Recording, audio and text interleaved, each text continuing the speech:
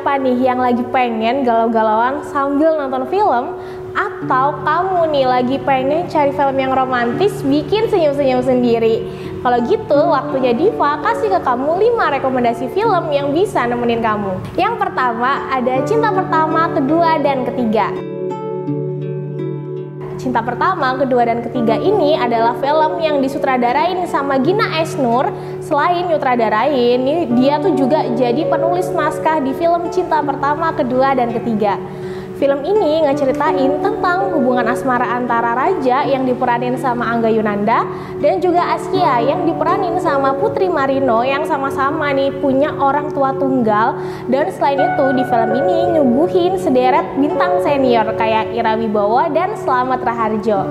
Cinta Pertama, Kedua, dan Ketiga ngikutin kisahnya Raja sama Askia yang sama-sama punya orang tua tunggal sebaya muda.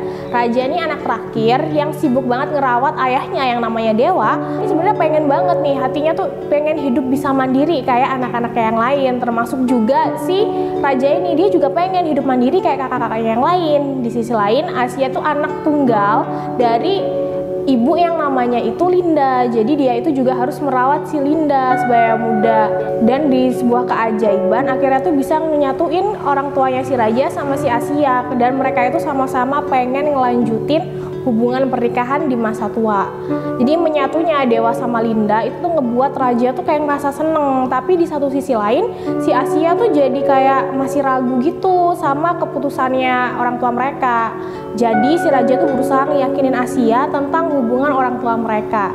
Jadi Cinta Pertama, Kedua, dan Ketiga ini bisa kamu saksiin melalui berbagai platform streaming yang ada. Jadi jangan sampai kamu lewatin ya. Yang kedua ada Dear Nathan, Thank You Salma. Jadi merupakan sequel ketiga dari trilogi Dear Nathan. Film itu ceritain ya romansa cintanya Nathan sama Salma, dan film itu dibintangin sama sederet artis ternama. Ada Jeffrey Nicole, Amanda Rawless, Diandra Agatha, sampai Ardhito Pranomo. Film yang disutradarain sama Kunz Agus ini menceritakan tentang permasalahan cinta antara Nathan sama Salma. Gak cuman sampai di situ aja sebaya muda, di film ini juga ngangkat isu tentang perempuan. Di sequel kali ini ceritanya si Nathan sama Salma itu diwarnain sama kesibukan dunia aktivisme sosial. Keduanya yang punya prinsip beda dalam bersuara. Nathan itu lebih suka turun ke jalan, sementara si Salmanya itu lebih suka berekspresi melalui digital. Perbedaan ini yang bikin keduanya tuh jadi makin renggang. Dan suatu hari temen satu angkatannya Nathan namanya Zana itu jadi korban pelecehan seksual. Dan kejadian ini tuh kayak ngebuat Nathan jadi serba sulit gitu. Di sisi lain Nathan tuh berusaha ngelindungin privasinya Zana dan ngerahasiain kejadian itu termasuk dari si Salma. Tapi di sisi lain sebaya muda, aksi diam Nathan itu malah ngebikin Salma tuh jadi curiga. Nah permasalahan tuh semakin kayak ngeruncing gitu karena ada hadirnya si Afkar, musisi sekaligus kakak angkatan yang diidolain sama Salma. Dalam kondisi ini ya Nathan tuh harus dihadepin sama pilihan tuh antara memperjuangin cinta atau sebaliknya. Kamu penasaran gak sih ada apa aja di sana dan akhirnya apa yang Nathan pilih sebaya muda? Yang ketiga ada Nokta Merah Perkawinan.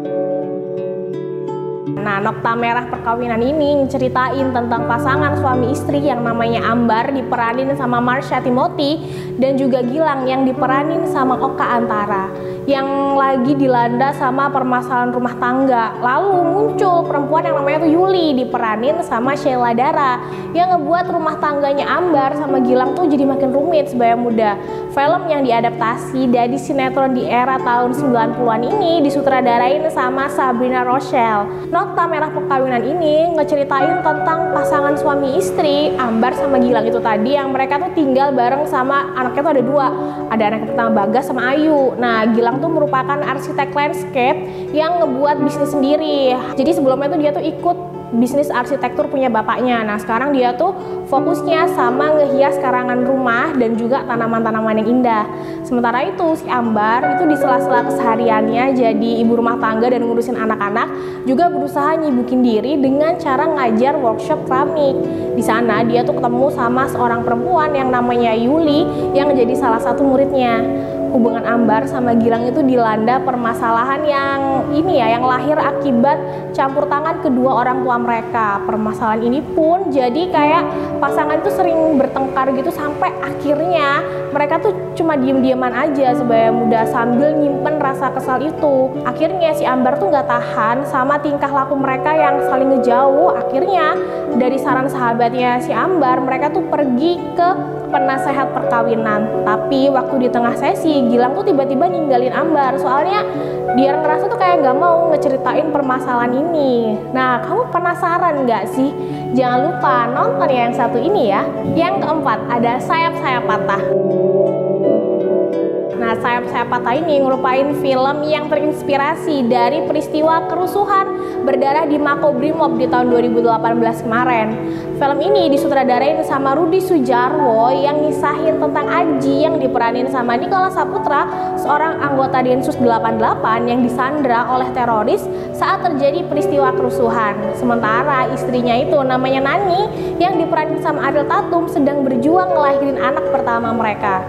Sayap-Sayap Patah ini adalah film Indonesia yang diangkat dari peristiwa nyata, yaitu insiden kerusuhan tahanan di lapas markas Komando Korps Brigade Mobil atau Makobrimob di Depok, Jawa Barat di tanggal 8 sampai 10 Mei 2018. Film yang angkat insiden kerusuhan tahanan di Makobrimob ini juga ngambil dari kisah perpisahan Ibda Sudarmaji alias Aji dengan istrinya Nani Sudarmaji. Hal ini karena Aji itu menjadi salah satu polisi yang tewas akibat insiden tersebut. Awalnya film ini tuh ngegambarin keharmonisan rumah tangga antara Ibda Sudarmaji bareng istrinya Nani Sudarmaji. Keduanya itu merupakan pasangan muda dan mereka tuh merupakan sepasang suami istri yang hidup bahagia. Bahkan kebahagiaan itu semakin lengkap sebagai muda karena Nani itu hamil anak pertamanya mereka.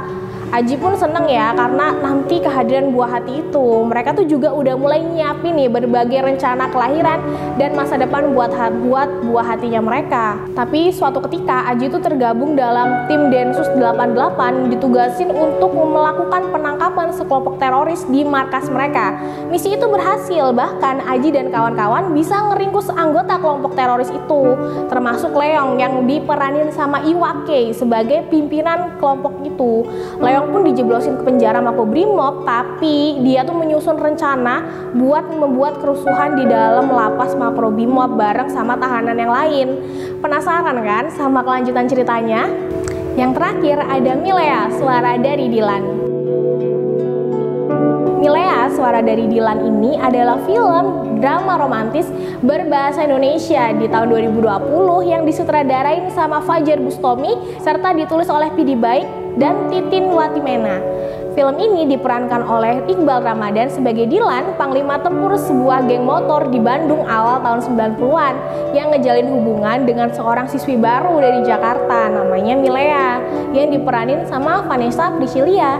Film yang diangkat dari novel yang berjudul sama dari karya Pidi Baik ini merupakan sequel dari Dilan 1991 yang ditulis di tahun 2019, dan film ini tuh merupakan spin-off yang ngambil dari sudut pandang dari Dilan dan menampilkan peristiwa-peristiwa yang belum terekam di dua film sebelumnya, yaitu di Dilan 1990 dan Dilan 1991. Sequel terakhir dari trilogi Dilan ini, Milea, Suara dari Dilan, menghadirkan perspektif cinta dari sudut pandangnya Dilan yang punya keunikan dan kekocakan khasnya sebagai muda. Akhirnya mengungkapkan perasaan kepada Milea. Dalam upayanya ya mendapatkan hatinya Milea, Dilan itu kayak ngelakuin tindakan-tindakan yang nyeleneh gitu, termasuk ya minta restu dari ibunya dengan cara yang nggak biasa, kayak ngebacain surat Al-Fatihah sambil megang gelas air putih. Terus habis itu Dilan tuh ngaku ya kalau meski ini terlihat kuat, sebenarnya dia tuh adalah remaja yang emosional mencari makna kebebasan dan identitas dirinya sebagai muda. Jadi bersama Milea adalah salah satu cara mencari atau sumber kebahagiaannya. Tapi kisah cinta mereka itu kayak nggak lepas dari cobaan, termasuk rasa cemburu dan ketidakmampuan Dilan kayak ngebuat si Milea bahagia. Sequel ini juga nyelipin kisah Milea dan Dilan pasca lulus sekolah. Nah, kayak ngebuka kisaran pertanyaan apakah nih hubungan mereka tuh punya happy ending atau sad ending sebagai muda. Dari yang Diva sebutin tadi, udah ada film yang kamu incer atau yang belum kamu tonton belum? Kalau belum, selamat menonton ya sebagai muda. Kalau gitu, Diva pamit undur diri dulu Sebaya Muda. See you di next episode and happy watching. Bye-bye.